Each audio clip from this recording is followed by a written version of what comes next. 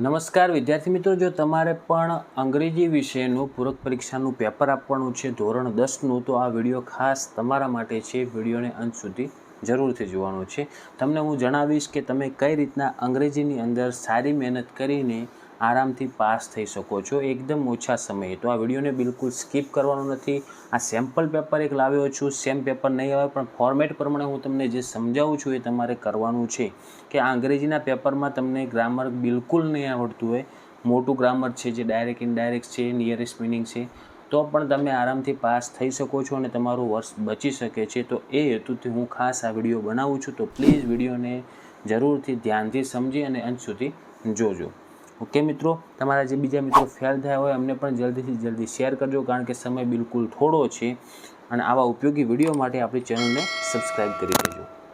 મિત્રો, જો હું તમને જણાવું તમારે અંગ્રેજીની અંદર શું કરવાનું છે, તો જુઓ, પહેલાં તમે સેક્શન એ જુઓ, જેમાં તમારે પેપરની સ્ટાઇલ સેમ આવી જ આવશે.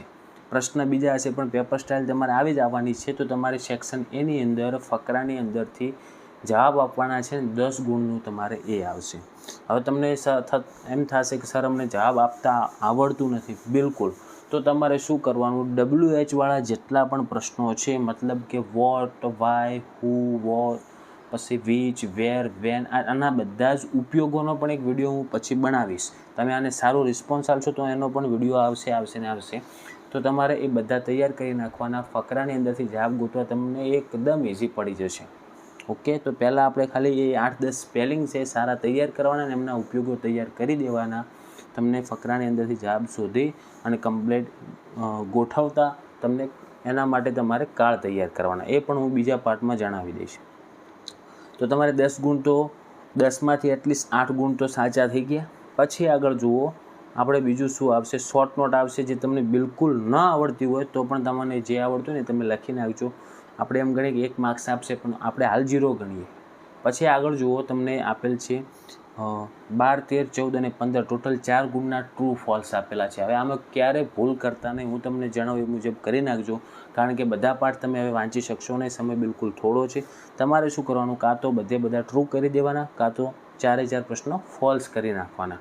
એમાંથી એટલીસ્ટ 2 અથવા 3 અથવા 1 એ તો એટલો તો ગુણ તમને પાક્કો મળશે. તમે ટ્રુ ફોલ્સ કરવા જશો ને ડાયરેક્ટલી વગર તૈયારી, તો તમારે 0 માર્ક્સ પણ આવી શકે છે. તો એના કરતાં તમારે કાં તો બધા ટ્રુ કરવાના, કાં તો બધા ફોલ્સ કરી દેવાના. ચલો આગળ, હવે સેક્શન બી આખો વિભાગ તમારે ટોટલ 22 ગુણનો છે અને 22 ગુણનો વિભાગ ફકરાની અંદરથી અથવા તમને જે ડિટેલ આપેલી છે, કોઈ પેરેગ્રાફ આપેલો છે અથવા કોઈ ન્યૂઝપેપરનું આપેલું છે એડવર્ટાઇઝ, એ વાંચીને એના પ્રશ્નોના જવાબ આપવાનું આવશે.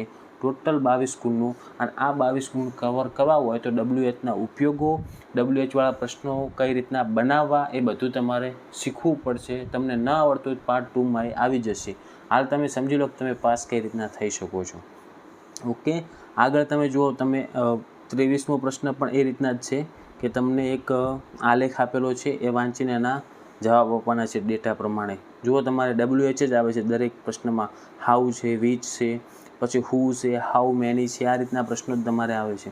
પછી બીજો આગળ પ્રશ્ન આપેલ છે, એમાં પણ તમારે ફકરો વાંચવાનો છે અને એના જવાબ આપવાના છે. એમાં પણ તમે જુઓ WH વાળા જ બધા પ્રશ્નો છે. ઓકે, પછી તમારે એક ઇન્ટરવ્યૂ વાંચવાનું છે, આખું મોટું 4 ગુણનું છે. એના પણ પ્રશ્નોના તમે જો 29માં વોટથી શરૂ થાય છે, 30મો વેરથી પ્રશ્ન શરૂ થાય, 31મો હાઉથી અને 32મો હુમથી શરૂ થાય છે. મતલબ WH વાળા તમને પ્રશ્ન આવડશે તો તમને આરામથી તમે પાસ થઈ શકશો. હવે આપણે સેક્શન સીમાં તમારે 9 ગુણના ફંક્શન્સ આવશે. ટોટલ કેટલા? 9. પહેલાં જોડકા મેચ કરવાના આવશે, પછી વિકલ્પ પસંદ કરવાના આવશે અને આગળ પણ બીજા પણ વિકલ્પ પસંદ કરવાના 3 ગુણના આવશે. એમ કરીને ટોટલ તમારે 9 ગુણના ફંક્શન આવશે. તો તમારે ફંક્શન્સ તૈયાર કરી નાખવાના છે. ફંક્શન્સના શોર્ટ કીવર્ડ તમને ના આવડતા હોય, કઈ રીતનું ફંક્શન ઓળખવો, એ પણ હું આગળ પાર્ટ બનાવીને તમને સમજાવીશ. ઓકે, તો તમે એનું ટેન્શન લેતા નહીં. તમારે ફક્ત તૈયારી ચાલુ રાખવાની છે. કદાચ તમારા પાસે કોઈ બીજા ટીચરના વિડીયો તમને મળતા હોય તો પણ તમે તૈયાર ફંક્શન કરી નાખજો.